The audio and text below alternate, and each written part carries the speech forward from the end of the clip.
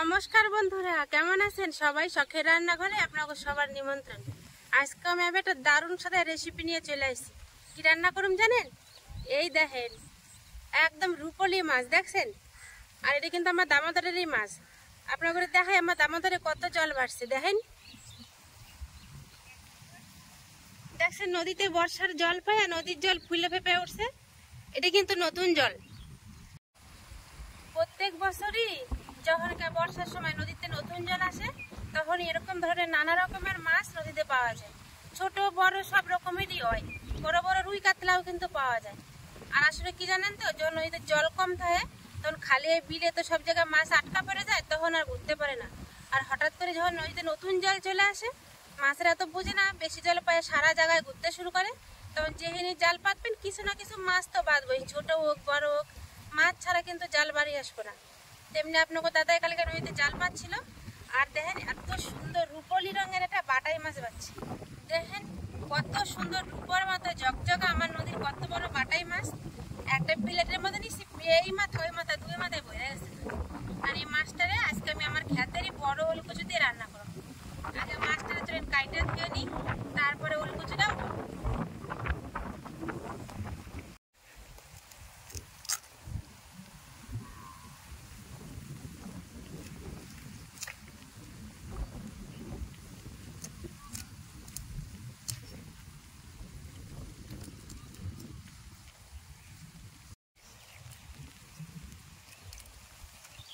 মাছ কাটা হয়ে গেছে গা, এখন আমি সুন্দর করে ধুয়ে পরিষ্কার করে নেব।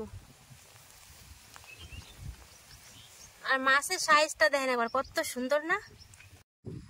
আপনারা তো দেখলেনই, মাছটা আমার কাটা দেওয়া হয়ে গেছে গা। এখন এই দেখেন একটা কোদাল নিছি, এখন যাবো ওল উঠাইতে। আপনারাও যাবেন কিন্তু আমার সাথে, চলেন ওলটা উঠাই নিয়ে আসি।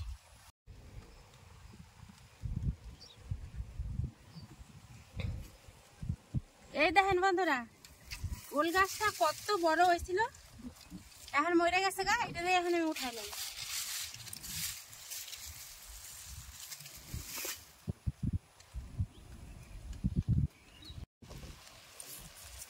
এই দেখেন ওলের গোড়াটা দেখছেন, দেখে বুঝতেছেন কত মোটা হয়েছিল ওল গাছটা। আর দেখেন পাশে কত সুন্দর টিংড়ি টুংড়ি বেড়েছে। ওলটা যখন মরেই গেছে, এটা রাখলে কিন্তু নষ্ট হয়ে যাবে, তাই আমি এখন উঠাই নেবো ওলটারে।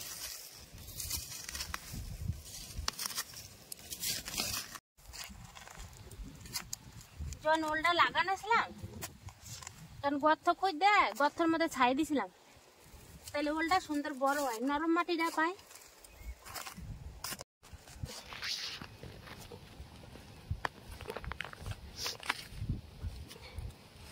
উঠানো হয়ে গেছে বন্ধুরা, দেখেন দেখছেন কত বড় ওলটা হয়েছে। চলেন নদী থেকে ধুয়ে পরিষ্কার করে নিয়ে আসি। আর যে ওলটা উঠাইছি, চলেন নদীর থেকে সুন্দর করে ধুয়ে নিয়ে আসি।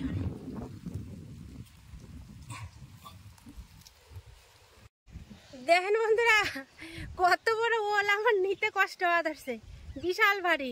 নাহলে তো 10 কেজি ওজন তো ওই বই। চলেন ধুই গা।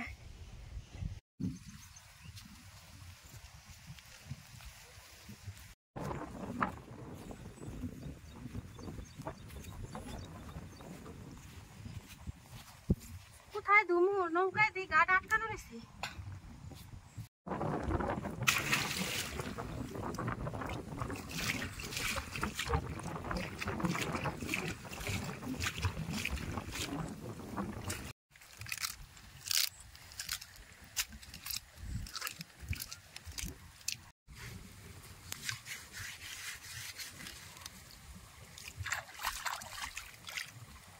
দেখেন কত বড় গাছটা হয়েছিল, মোটা হইয়া মনে হচ্ছে নাকি এটা কুয়ো।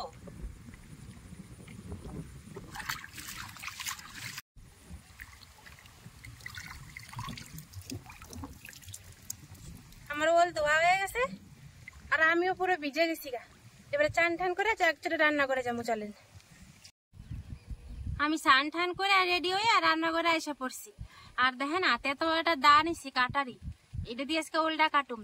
আপনারা তো দেখলেনি ওলটা কত বড়, 10 কেজি ওজন তো ওই বই। ওইটা তার বটি দিয়ে কাটুন যাবে না, এই দাওটা দিয়ে কাটুম।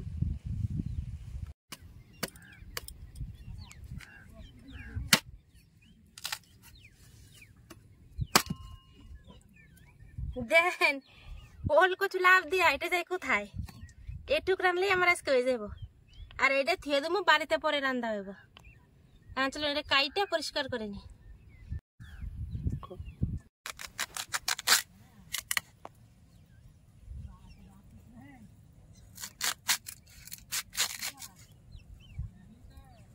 ওলটা এত সুন্দর দেখেন, একদিকে কাটতেছে একদিকে কাটা হয়ে যায়। আর এই ওলটা এত মিষ্টি খাইতে একটু গলায় ধরবে না। আর আমি এরকম পিস করে ওলগুলো সব কাটে নেবো। ওল কচু তার সাথে একটা আলু দিছি, সবকিছু কাইটা ধুয়ে পরিষ্কার করে নিছি। এদিকে উনান ধরাইয়া কড়াইটাও চাপাই দিছি।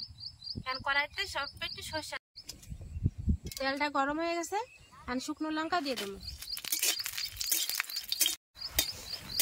লঙ্কাটা বেশ সুন্দর হালকা করে ভাজে নিছি আর নামাই নিই।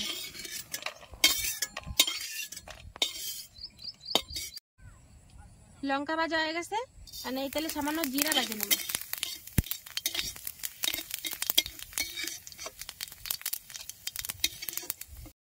শুকনো লঙ্কা আর জিরা আমার ভাজা হয়ে গেছে গা।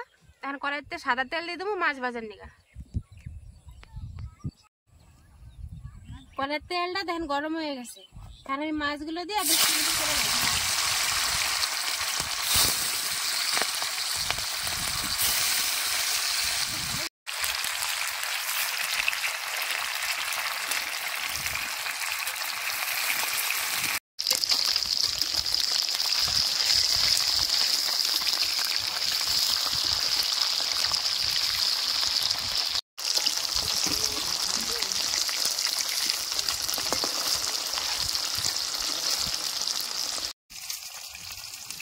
মাছগুলো আমি উল্টাই পুল্টাই 2 পিঠ সুন্দর লাল লাল করে ভেজে নিছি।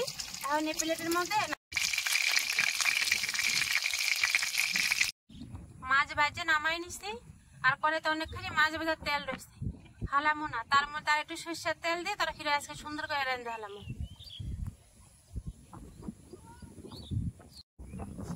একটা শুকনো লঙ্কা আর জিরা সোমবারে দিয়ে দিলাম, সামান্য কয়টা জিরা।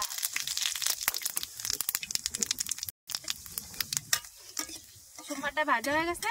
আর আমি ওল কচু আর আলু কাটে রেখেছিলাম সেটা দিয়ে দেবো।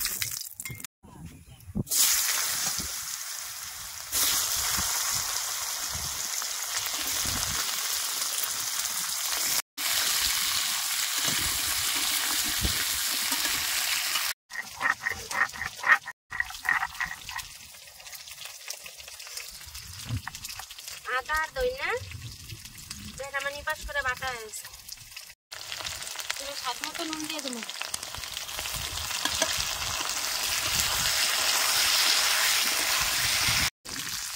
হলুদ,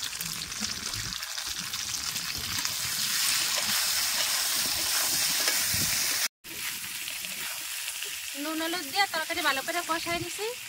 এখন বাটে রাখা আদা আর ধনিয়া বাটা দিয়ে দেবো।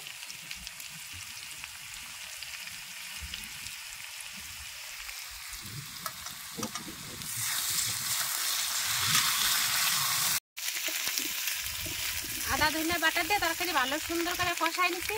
তাহলে জল দিয়ে দেবো।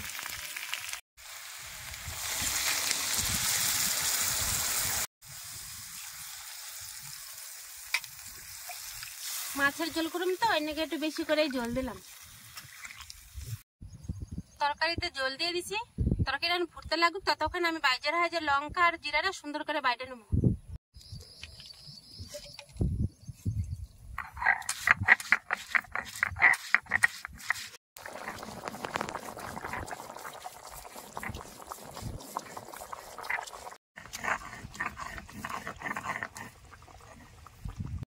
লঙ্কা আর জিরা বাজে রাখছিলাম, সেটা নিপাস করে বাইটে নিছি। এখন তরকারির মধ্যে দিয়ে দেবো।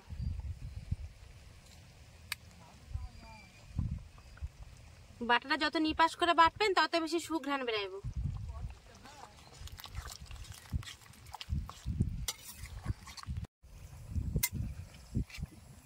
তরকারিটা বেশ ভালো করে জাল করে নিছি। তরকারিটা হয়ে গেছে। আর দেখেন রংটা কি সুন্দর হয়েছে লঙ্কা বাটা জিরা বাটা দেওয়ার পরে। দেখছেন কত সুন্দর রং হয়েছে না। এবার মাছ ভাজাগুলো দিয়ে দেবো। এবার 1 মিনিট জাল দিলেই তরকারি আমার রেডি। তরকারিতে মাছ দিয়ে আমি 2 মিনিট জাল দিছি, দেখেন কি সুন্দর ফোটাইছে না। আর তরকারিটা হয়ে গেছে, এখন আমি নামাই নেব।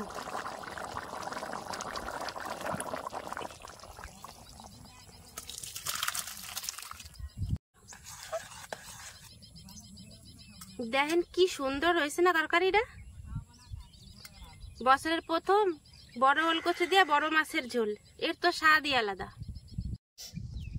এই দেখেন প্লেটে আমার ভাত বাড়া হয়ে গেছে, এখন গরম গরম মাছের ঝোল দিয়া ভাত খায় দেখুন কেমন স্বাদ হয়েছে।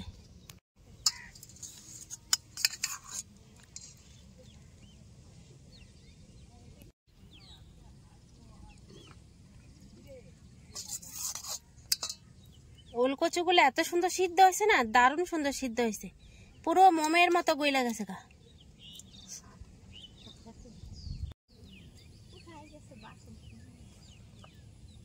দেখেন তো বন্ধুরা, ঝোলের রংটা খালি একবার দেখেন, আর কত সুন্দর গাঢ় হয়েছে দেখছেন। চলেন ভাত তরকারি তো বাড়া হয়ে গেছে, আমি খাইয়ে দেখি। আজকে এত বৃষ্টি পড়া ধরছে, বান্ধের উপরে খাইতে বসতে পারলাম না, আজকে ঘরেই বসি খাইতে। আর কচুটা দেখেন কত সুন্দর সিদ্ধ হয়েছে, একদম মোমের মতো গলে গেল, দেখলেন।